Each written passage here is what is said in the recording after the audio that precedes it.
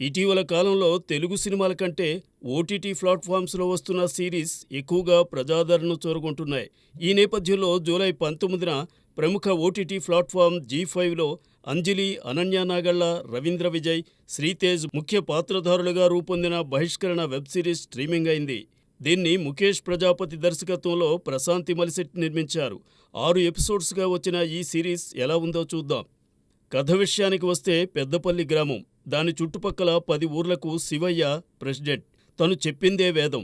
తన అధికారాన్ని అడ్డుపెట్టుకుని బడుగు వర్గాలపై ఆధిపత్యం చెలాయిస్తూ మహిళలు, ముక్కుపచ్చలారని పసిపిల్లలపై అకృత్యాలకు పాల్పడుతుంటాడు శివయ్య. శివయ్యను పెద్ద మనిషిగా భావించి తన దగ్గర పనిచేస్తూ ఉంటాడు దర్శి. పుష్ప వేశ్య. జీవనోపాధి కోసం శివయ్యను ఆశ్రయిస్తుంది. అయితే దర్శి నిజాయితీని ఇష్టపడుతుంది. దర్శి కూడా పుష్పను ఇష్టపడతాడు. వారిద్దరూ పెళ్లి చేసుకోవాలనుకుంటారు. అయితే శివయ్య రాజకీయంతో దర్శి తన మేనకోడలు లక్ష్మిని పెళ్లాడటమే కాదు, ఆపై జైలుకు కూడా వెళ్లవలసి వస్తుంది. మరి దర్శి జైలుకు ఎందుకు వెళ్తాడు? తిరిగి వచ్చి ఏం చేస్తాడు? పుష్ప శివయ్య వద్దే ఎందుకు ఉండిపోతుంది? శివయ్య చెర నుంచి ఊరును ఎవరు కాపాడతారు? వీటన్నిటికీ సమాధానమే ఈ బహిష్కరణ సిరీస్. 3 దశాబ్దాల క్రితం జరిగే కథగా తెరకెక్కిన ఈ సిరీస్ అప్పటి వర్తమాన పరిస్థితులను దృష్టిలో పెట్టుకుని రూపొందించారు.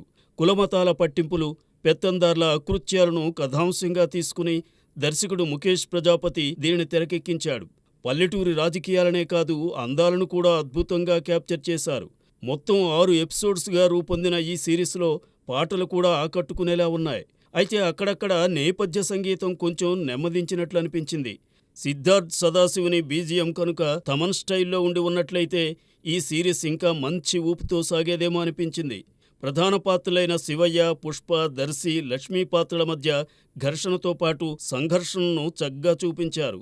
ఇక ఈ పాత్రలతో పాటు దర్శి సహాయకుడిగా చిట్టిగా నటించిన మహబూబ్ బాషా, సూరి పాత్రధారి షణ్ముఖ్ కూడా తమ పాత్రల్లో ఒదిగిపోయారు. వేశ్య పాత్ర పుష్పగా అంజలి నటన సిరీస్కే హైలైట్ అని చెప్పాలి. శివయ్యగా నటించిన రవీంద్ర విజయ్ పాత్రను అవగాహన చేసుకుని నటించాడు. అయితే తన సంభాషణలు పలికిన తీరు ఇంకొంచెం గంభీరంగా ఉంటే బాగుండేది. ప్రెసిడెంటుగా తన దర్పానికి తగ్గ వాచికం తను పలికించలేకపోయాడు. దర్శి పాత్రలో శ్రీతేజ్ ఒదిగిపోయాడు. కథనం ఇంకొంచెం స్పీడ్గా ఉంటే బాగుండేది. ఈ విషయంలో దర్శకుడు ముఖేష్ ఇంకొంచెం జాగ్రత్త పడి ఉండాల్సింది. సినిమాటోగ్రాఫర్ ప్రసన్నకుమార్ పల్లెటూరి అందాలను చక్కగా క్యాప్చర్ చేశాడు. ఈ సిరీస్ విషయంలో నచ్చిన అంశం ఏంటంటే, ఇటీవల కాలంలో ప్రతి సిరీస్ సెకండ్ సీజన్ ఉందంటూ లీడ్ వదిలినవే. దీనికి మాత్రం అలా కాకుండా సిరీస్ను 6 ఎపిసోడ్స్తోనే ముగించటం.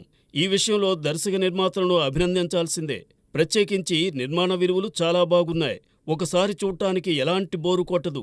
అయితే రివెంజ్ డ్రామా సిరీస్కు బహిష్కరణని ఎందుకు పేరు పెట్టారన్నది మాత్రం అర్థం కాదు.